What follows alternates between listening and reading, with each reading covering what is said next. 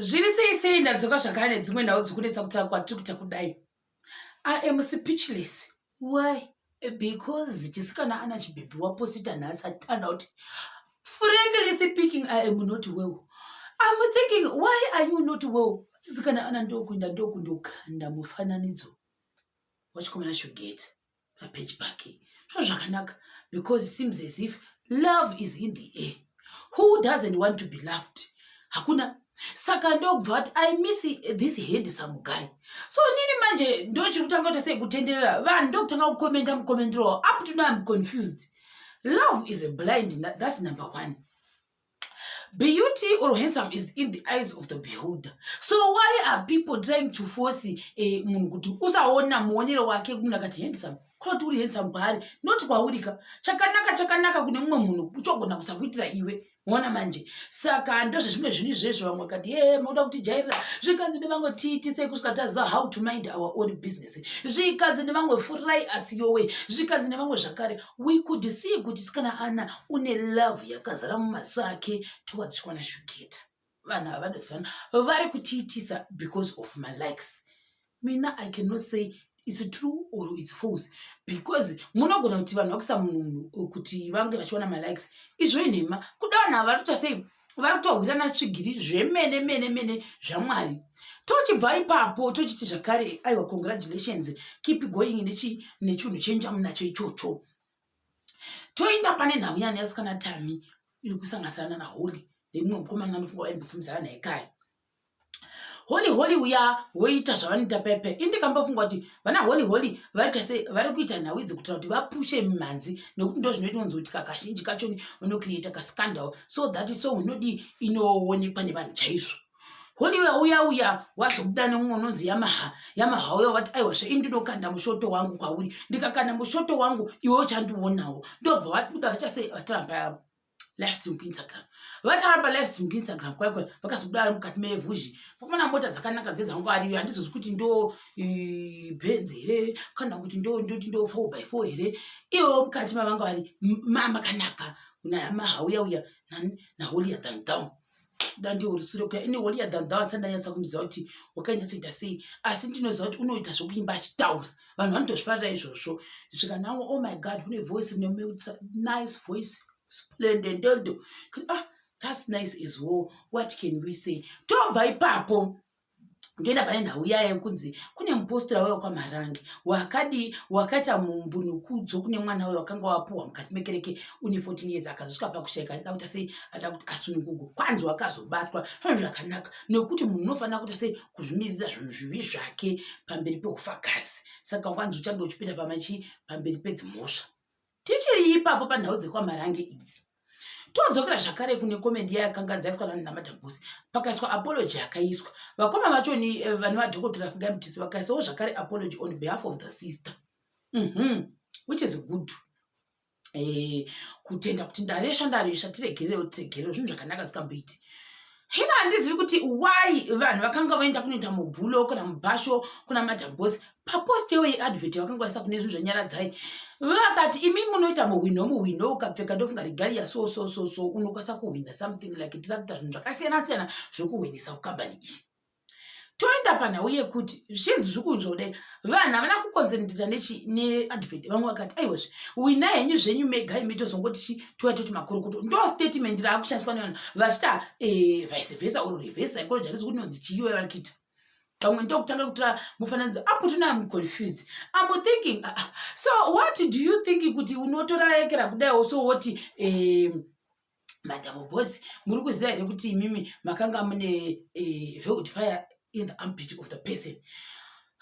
Vakapindura vakati no, it's not a secret. I'm the one who took the picture. Ndichitori ndofunga kana singaresvi ndofunga amene kumhiri kwemakungo Canada here. Ndokubva vanyora njikanzi ini ndaiti zvokwadi bhuyu unogona kunge wakatsvuka kuzheuko asi mukati umu hamusi zvirimo. Wona manje kana kuti zvakare chakafukidza dzimba matega nekuda kwekuti dai vasina kutora mufananidzo kuti kacha vakadi ndokubva waposta zvavo willingly vega painternet. Amaimboziva kuti muwapo Madam Boss mune velvet fire ndo vakazviita. Imimi nawo maakushandisa that statement kuti ko imimi haufa this is kana picture ndere kare vakaripostira that purpose vachitoseka.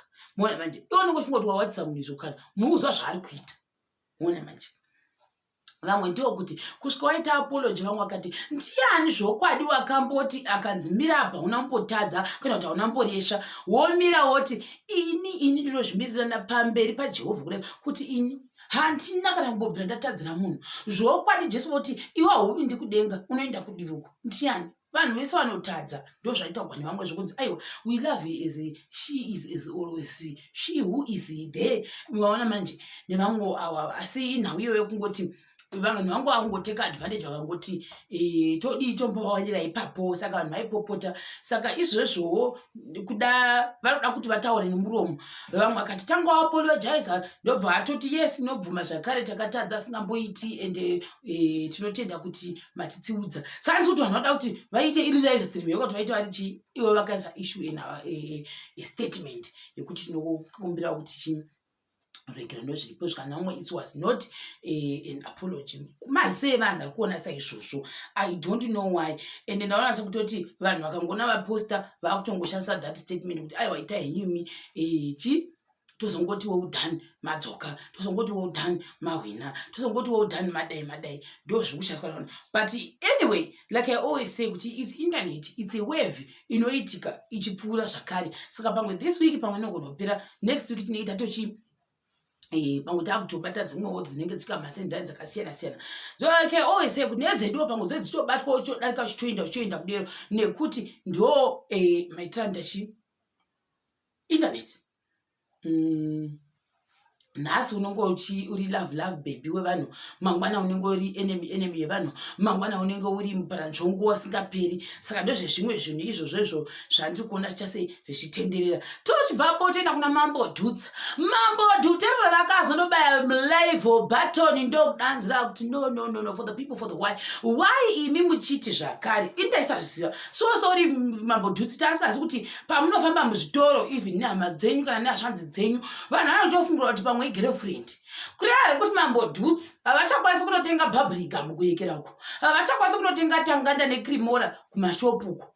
Ndo zvazvotoreva kureva kuti Mambo Dudes vanofanira kugara mugedhi mavo kubva musi wa1 January kusvika musi wa31 December. Nekuda kwekuti vakaonekwa vachiinda kumashopusi kana kune zvimwe zvinhu vanhu vanotobva vatanga kuti ndokama muhaulo aakudi akulha mari dzenyu, which is bad. I don't know why pamwe vanhu vachiita saizvozvo kureva kuti iwewo hauchina freedom of living as a human being nekuti vanhu vanoita judgment yekuti takuona wakuita zvemagirlfriend, takuona wakuita ende pamwe munhu wavo pamwe akutotuka pamwe ndisisi vake pamwe ndivamwene pamwe ndivatezvera kana ndiani asi vanongotukwa vanhu vese. Saka nekuda kwezvokuda ndofunga hama dzaMambo Dudes kuda dzakutohla kana kuti sei kufamba navo. Asi anyway musociety matinogara kune type dzavanhu vakadi vanongofanira kugara chituka mumashopu chaimo ukatoenda unotonzi muhaule uri kude chikwe asi uri uchizvifambira hako unotenga pamwe mabhisikitsi ako asi utonzi muhaule utoshata kongo nditi wanditi muhaule ndichingozvifambira sei apa munhu pamwe chidhakwa wakatozvidhakirwa zvake asi kutomboona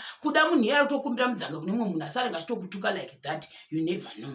Tichiri ipapo zvakare vakabva vati aiwa chi vakakumbira regerero, which is good zvakare kuti vakaconsider mafeelings emafanzi avo kuti havanga vasingazvifariri kuti aiwa imi Mambo Dudes itai zvekuparidza pashoko raMwari muchiimba muchizhova muchiita sei zvamunenge muchiita asi chiregei isusu tiite zvemasmall house imimi hakusi kudepartment kwenyu ikoko.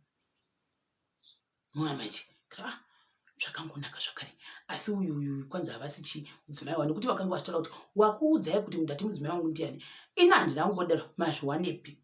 Saka unotadza sokutoti ndofunga kuda kuti nditi ndimai gundiani handizivi asi ndofunga wakatoona kuti izvokudzira kuti vange vachizvitaura kuti vati vaclear the air nekuti ratidzosi kuti iye mudzimai wakafila sei kuda hana kuzvifarira kuda dzimwe hama dzina kuzvifarira kuti kuonogotukwa nekuda kwemufananidzo wawangu wachifara havo nemunhu une hama yavo. Asi up to now I don't know why ndosaka pachizonzi vamwe vanhu vanoita senge mahypocrites nekuti kuda munhu wanga anga une hama yake isitosana hashanzi dzedu kutombaberekana chaiku chiita. Saka kuda mwa vanhu hazvivaitiri hatiziviwo pamwe zvodhipenda nekuti who is the person ari kuita izvozvo kuda nekuda kwokuti vane vachiita kuti wani mukadzi mumwe hatidye kuda ndosaka vanhu vachiti wakaresva nekuti unodzidzisa kuti mukadzi wani saka takutoreleta naizvozvo uye anga kuti anzi nyangwe hama yake vanga vasingafaniri kudaro tondino kuda kuti mambodhutsi unenge utohla kuti ndikadaiwo vanhu but I think in real life vane personality totally different pamwe nepainternet zvitori totally different kutoti kuda mumwe munhu kasitoenda mbakaunotoshanda kuti ko ndiye uri kuti amerigo chijamba pamusoro pemahuswa or something like that. But anyway, that's social media for you. Asi tichiri papo tidzokera kuna isikana Ana zvakare kana asi wada kuti confuse. Last time waita kuti relationship yenyu enda painternet. Asi nhasi uno uri kuposta this chikomana ashugeta. Now kana vakuzokutuka usazoti chi. I don't know. Chakubata zvakare pachikamu chinotevera.